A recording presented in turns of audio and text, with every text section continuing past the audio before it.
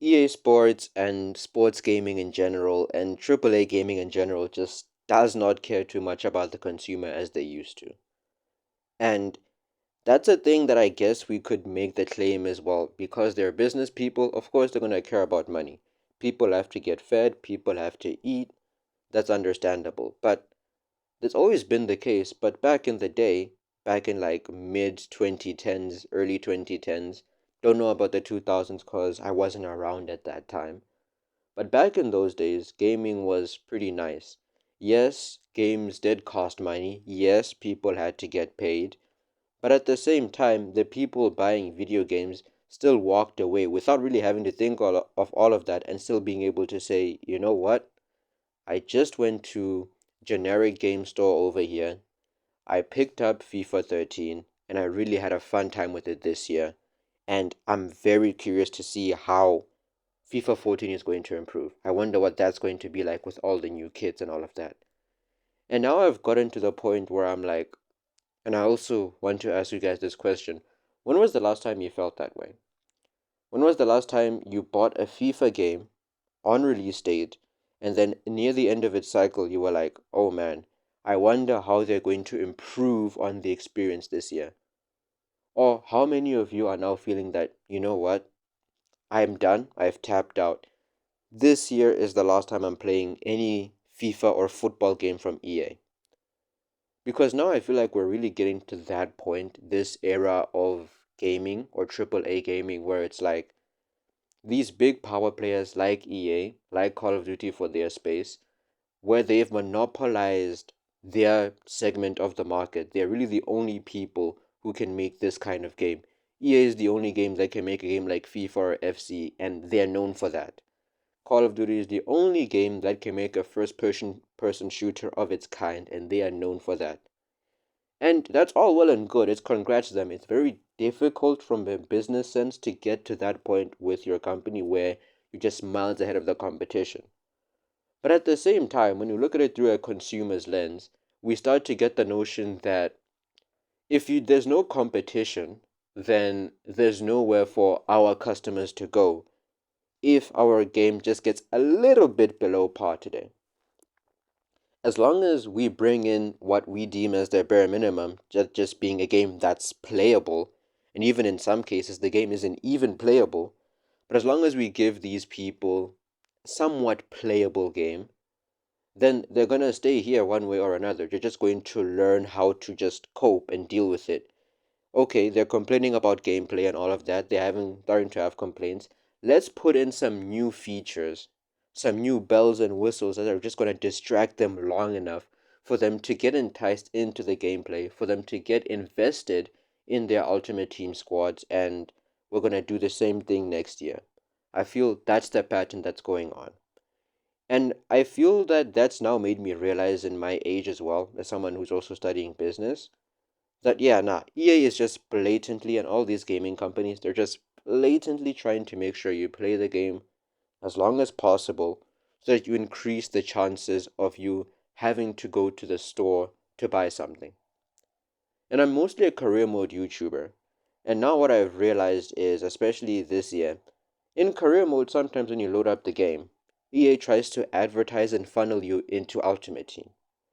And it's a pretty smart play. You know what? It's an understandable sales funnel. Like, no matter what game mode you're going to try to play, EA is always going to try to find a way to make you spend money from the $60 or the $70 you paid at the beginning of the year, and then they want you to spend more money on their microtransactions for Volta and Pro Clubs to get yourself some new accessories, and for Ultimate Team to get yourself FIFA points so that you can stay on the same level as everyone else who's spending FIFA points. And you know what? I'll be honest with you guys. I have never spent a single dollar, never spent a single cent of money. I don't have my own money. I only have, if I want to get microtransactions, I have to rely on my family members. And that's been a big reason as to why I don't spend a single cent on FIFA points. And you know what? Since FIFA 22 and in FIFA 23, that was all right. I was able to, keep up with everyone else's squads somewhat without spending that. But then in FC24, because I do play a bit of Ultimate Team in my free time, because I like getting improvements, like improving my skills, seeing how good I am at a game, I realized that, you know what, this not spending money thing, even with evolutions, it makes it very difficult for me to keep up with the competition squads wise. And at the same time, now this game, it really does feel on old gen, at least, even on old gen, it feels like if your squad is not at a certain level, it doesn't matter how good you are, because the other team, if it's miles better than yours, it's going to be very difficult, near impossible for you to win that game, no matter how good you are. And to me, this little bit of like, I don't know, this gameplay cycle, it all leads back to that same point I'm trying to make. EA Sports FC, EA Sports in general, maybe even just AAA gaming in general, they're just doing these things so that you can be convinced to spend money. And if you're a competitive person and maybe you're a bit like me and you're addicted to seeing like certain numbers go up, maybe it's like a win ratio, maybe it's like the overall of your squad, well, it's going to be very easy for you to be convinced into spending money on FIFA points. And I feel like as well in EA's pursuit of doing that, which is how I'm going to get back into career mode here, in EA's pursuit of chasing money so much, and the simple fact being that if we hate this money issue so much, there's no other better game for us as football fans to go to right now. Because football is kind of the similar thing. And I worry that FIFA 2K might be a similar thing, seeing how I'm seeing things go in the NBA 2K community. The only hope for us right now is UFL. And it seems like it's not going to be a while until that game comes out. But yeah, it feels like now with EA's pursuit of trying to go for this maximizing profit per player, the rest of the game kinda suffers. Because I'm going to be honest with you guys. When was the last time we got a pretty big and impactful career mode feature, aside from development plans, in my opinion? Because development plans came in FIFA 21. And for the career mode people out there, how much has career mode changed since then? How much has the youth academy changed since then? And all I'm going to say is, how many features have been taken away from us that were pretty much really useful? For example, with Creator Club, I was born in late 2000s, but even I know, some way, somehow, right, that Creator Club was advertised as a new feature in FIFA 22, but it had been a feature in like what, FIFA '09 or FIFA '08. And back then, you could actually sign up sponsors to help you get funds for your Creator Club to make it feel more immersive. Now, Creator Club just feels pretty generic. It's just you choose a team name, you choose from a selection of generic badges, and you choose a kit. And that's it. That's Creator Club. And now I'm going to ask again. This is Creator Club, right? How much has it changed since FIFA 22? Because the only big feature that I kind of vibe with in Creator Club recently was the ability to just edit the players that are in your Creator Club. But once again, the main point of this video is just to say this. It seems like now we're getting into a trend where it seems for EA Sports, because they're the only big football company or football game company out here, they're taking advantage of it.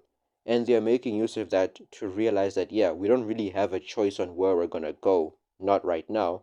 So it's going to be much easier for them to put in these underlying tactics for us to, well, spend more money on the game. It's easier for them to put these tactics to just kind of funnel us into spending more FIFA points. Because, like I said, even in career mode, there are ways, it's going to be a conversation for another day, but there are ways that EA Sports tries to send you from career mode onto Ultimate Team.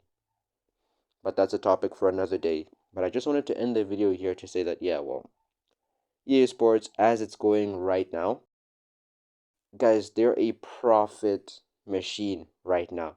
And again, as someone looking at it like morals aside, which, whatever, it's well played. You know what? They're just taking advantage. They're trying to maximize profit. But morals into place. And as someone who spends money on the game, this stuff should be unacceptable. And I feel like we have to start valuing our time in AAA gaming. And even if you love football, because I know it's tough, even if you do love football, at some point you have to realize that there is a breaking point for your wallet and for your mental sanity. But yeah, that's all I gotta say, guys. I'll see ya.